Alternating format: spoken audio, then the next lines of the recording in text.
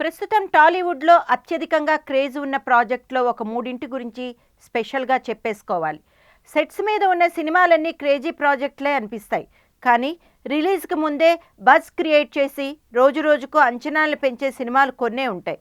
Megastar re entry మూవీగా తెరకెక్కుతున్న ఖైదీ number 150, Balayya 100వ సినిమాగా రూపొందుతున్న గౌతమిపుత్ర శాతకర్ణి, రాజమౌళి ప్రతిష్టాత్మకంగా తీస్తున్న బాహుబలి ద కంక్లూషన్. స్టోరీ పరంగా వీటికి పోలిక పెట్టే ఛాన్స్ లేదు. కానీ ఓ విషయంలో మాత్రం 3 సినిమాలు ఒకే చోటుకే చేరాయి.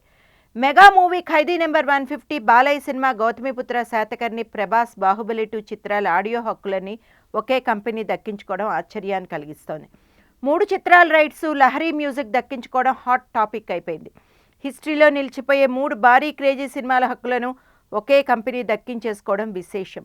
ఖైదీ నెంబర్ 150కి రాక్ స్టార్ దేవిశ్రీ ప్రసాద్ సంగీతం అందిస్తుండగా, గౌతమిపుత్ర శాతకర్ణికి మెమరబుల్ మ్యూజిక్ ఇవ్వాలని చిరంతన్ భట్ కష్టపడుతున్నాడు. ఇక బాహుబలి ద కంక్లూషన్కు the one and only MM Keeravani ఇచ్చే సంగీతాన్ని వెన్నెముక అనడంలో సందేహాలు లేవు. ఈ దీపావళికి తెలుగులో సినిమాలేం విడుదల కావడం లేదు.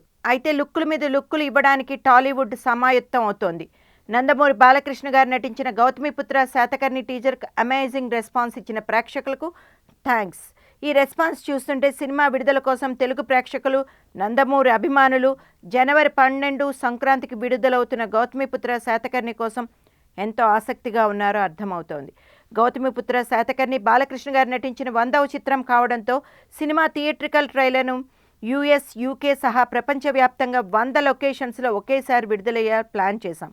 గౌతమిపుత్ర శాతకర్ణిలోని బాలకృష్ణ సరికొత్త లుక్కుని దీపావళి విడుదల చేయాలని చిత్ర బృందం భావిస్తోంది. ఇంకా చిరంజీవి విషయానికి వస్తే, చిరంజీవి నటిస్తున్న 150 చిత్రం ఖైదీ నెంబర్ 150 వినాయక్ దర్శకత్వం వహిస్తున్న ఈ చిత్రానికి సంక్రాంతి విడుదల కానుంది. ఇదివరకే ఫస్ట్ లుక్ పేరుతో కొన్ని ఫోటోల్ని విడుదల చేశారు. అయితే పూర్తి స్థాయిలో ఫస్ట్ లుక్ని ఈ దీపావళికి చూపించనున్నారు. 29వ తేదీ శనివారం సాయంత్రం ఈ లుక్ను రివీల్ చేయనున్నారు.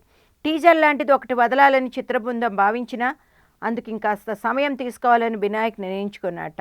ఈసారి లుక్ ఒకటి వదిలితే సరిపోతుందని చిరుకు సంబంధించిన స్టైల్ వదలడానికి రెడీ అయ్యారు. సో చిరు ఫ్యాన్స్కి ఒక రోజు ముందుగానే దీపావళి వచ్చేస్తుందన్నమాట. గౌతమిపుత్ర శాతకర్ణి ట్రైలర్ డిసెంబర్ నెలలో విడుదల చేస్తున్నారు. ఒక బటన్ నొక్కగానే ఒకేసారి 100 థియేటర్స్లో ప్లే అయ్యేలా ప్రత్యేక సాంకేతిక పరిజ్ఞానాన్ని ఉపయోగిస్తున్నారట. అయితే ఈ 100 థియేటర్స్ కేవలం ఇండియాలోనే కాదు, యూఎస్, యూకేలో కూడా ఉంటాయట. అంటే బాలయ్య 100వ సినిమా కాబట్టి ట్రైలర్ నుంచే భారీ హంగామా ఉంటుందన్నమాట. మహేష్ బాబు మురుగుదాస్ సినిమాకి సంబంధించిన ఫస్ట్ లుక్ డిజిటల్ పోస్టర్ దీపావళికి చూపిస్తారని తెలుస్తోంది.